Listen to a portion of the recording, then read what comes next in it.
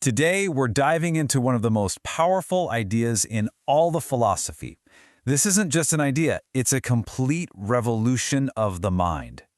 So, let me ask you a question. What if the world you see, hear, and feel isn't just something you're passively observing? What if your own mind is actively shaping it right now, in this very moment? We're about to tackle one of the most notoriously difficult and deeply rewarding books ever written, Immanuel Kant's Critique of Pure Reason. And trust me, this isn't just some dusty old book that changed philosophy. It completely transformed how we even think about knowledge itself.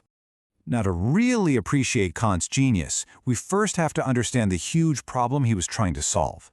You see, at the time, philosophy had basically hit a dead end, a real crisis of knowledge. For a long time, philosophy was basically a battle between two major camps. On one side, you had the rationalists, thinkers like Descartes, who were convinced that all real knowledge comes from pure reason alone. And on the other side, you had the empiricists, like David Hume, who said, nope, all knowledge has to come from our senses, from our experience of the world. And then, the empiricist David Hume came along and just dropped a bombshell on the whole debate. He pointed out that some of our most basic ideas, things we take for granted, like cause and effect, well, you can't actually prove them, not with reason and not with experience. We see one billiard ball hit another and the second one moves. We just assume the first one caused it to move. But Hume said we never actually see the causation. We just see two events, one after the other. This was a massive problem, threatening to pull the rug out from under all of science. And the impact of this idea was huge. Kant himself famously said that it was Hume who awakened me from my dogmatic slumber. Basically, Hume's argument forced Kant to rethink everything he thought he knew about knowledge. So what does Kant do? He doesn't pick a side. Instead, he proposes something so radical it's now called his Copernican Revolution, an idea that turned philosophy completely upside down. You see, for centuries, the old way of thinking just assumed that our minds are passive, that they have to conform to the world around us, kind of like a camera just taking a picture. But Kant? He flips that script entirely. He says, what if it's the other way around? What if objects have to conform to the built-in structures of our mind for us to even experience them at all? Think about it. Just like Copernicus totally changed our view of the cosmos by saying the Earth revolves around the sun, Kant re-centered philosophy. He put the active, organizing human mind right at the very center of our experience. We aren't just passive spectators watching the movie of reality. We are the projectors shaping the film itself. Okay, so if the mind is actively shaping reality, how in the world does it actually work? Let's take a look under the hood at the mind's architecture. This is where Kant makes a really crucial distinction. He splits the world into two. On the one hand, you have the phenomena. That's the world as it appears to us, processed through our senses and mind. On the other hand, you have the noumena. That's the world as it is in itself, completely independent of our minds. It's the thing in itself. You can experience the redness of an apple, but you can never experience the raw, unfiltered thing that is causing that sensation of redness. That's the noumenal world, and it's forever beyond our reach. Now, the big takeaway here is that we can never know that noumenal world directly. And that might sound a little depressing, right? But for Kant, this isn't skepticism. He's not saying knowledge is impossible. Instead, he's giving us a profound lesson in what he calls epistemological humility. He's simply drawing the map and showing us the boundaries of what a human mind is capable of knowing. A great way to think about this is to imagine your mind as an artist. First, it gets the raw material, a flood of chaotic sensory data, colors, sounds, feelings. Then, the mind, the artist, picks up its tools. These are the built-in frameworks like space and time, and what Kant calls the categories. And finally, it uses these tools to organize that raw data into the final product, your coherent, conscious experience of the world, the finished painting. So what are these mental tools? Kant identified 12 of them, what he calls the categories of understanding. Think of them as the pre-installed software for your brain.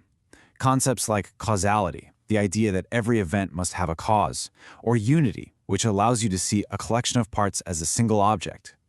These aren't things we learn from the world. No, according to Kant, they are the very rules our mind uses to build a world we can make sense of. All right, so what's the big payoff here? Let's look at the incredible blueprint for knowledge that Kant built, and just as important, where he drew a hard line on what we can possibly know. To really get his breakthrough, we have to quickly understand two types of truth. First, you've got analytic truths. These are super simple. They're just true by definition. A classic example is all bachelors are unmarried. It doesn't really tell you anything new about the world, because the definition of a bachelor is an unmarried man. Then you have synthetic truths.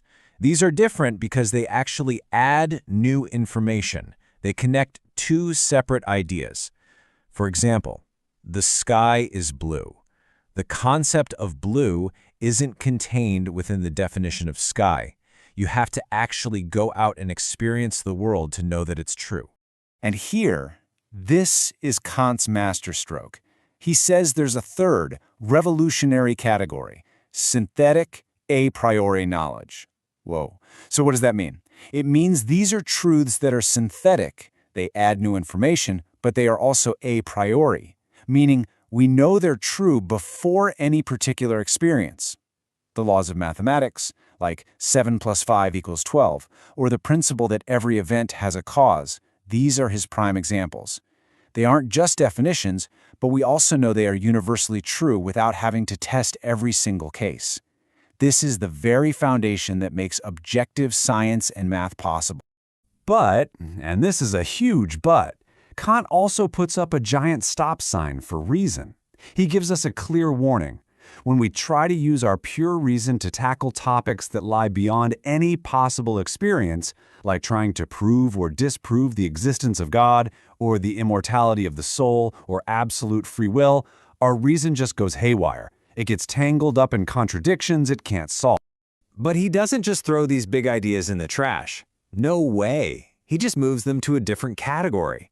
He says that while theoretical reason can't prove them, these ideas are absolutely essential for what he calls practical reason, which is the whole realm of morality and ethics.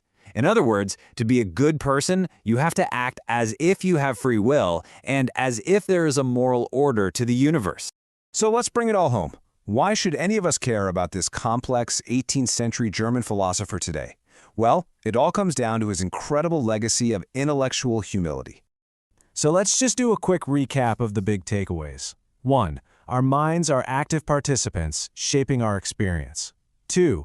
The ultimate reality, the thing in itself, is forever unknowable to us. 3. Human knowledge has real, definable limits.